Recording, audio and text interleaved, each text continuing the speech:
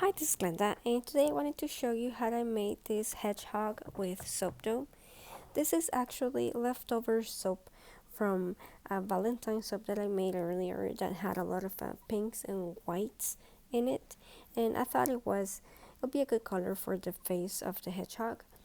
So the first thing that I'm going to do is that I'm going to grab two pieces of soap dough to shape them into an oval, and one of them is going to be larger than the other.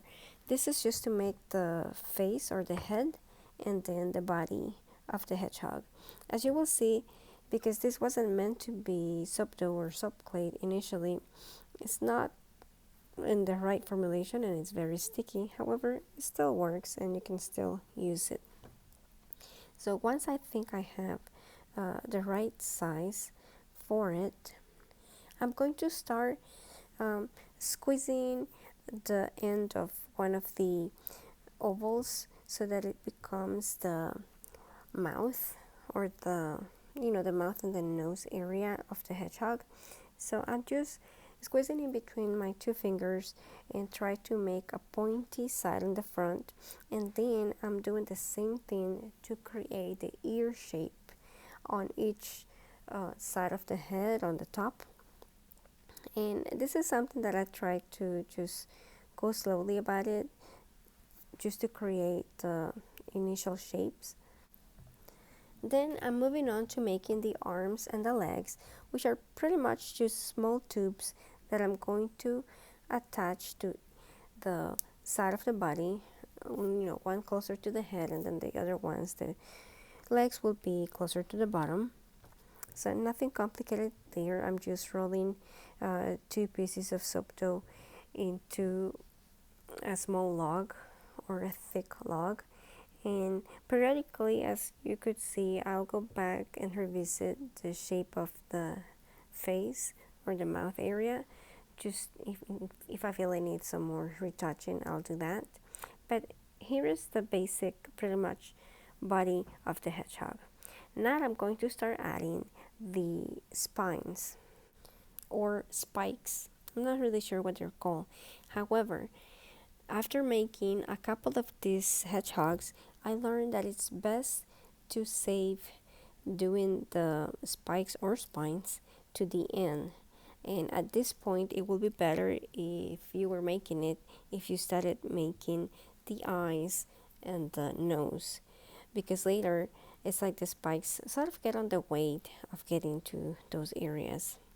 So just pretend you're watching this at the end.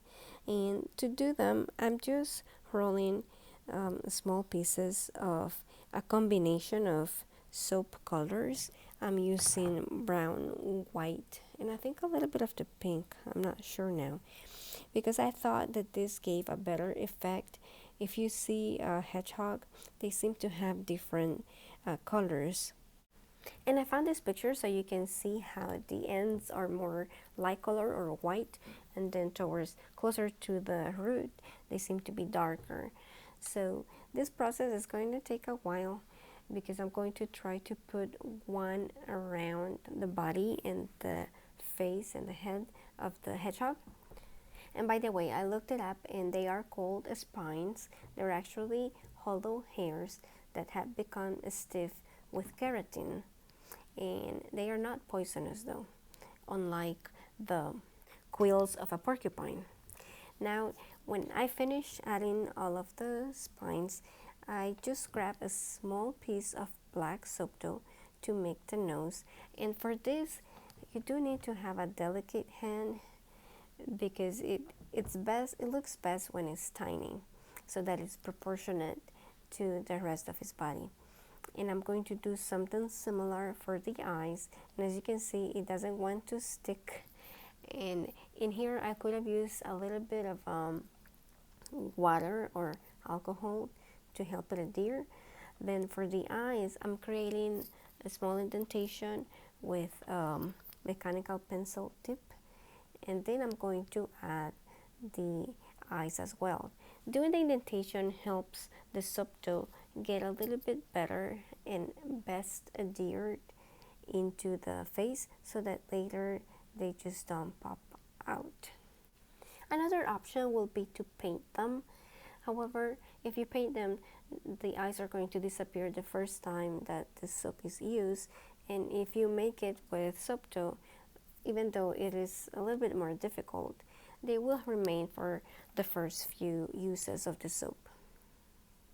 I got the idea to make this hedgehog because a coworker of my husband's keeps a hedgehog as a pet, which apparently it's becoming somewhat popular.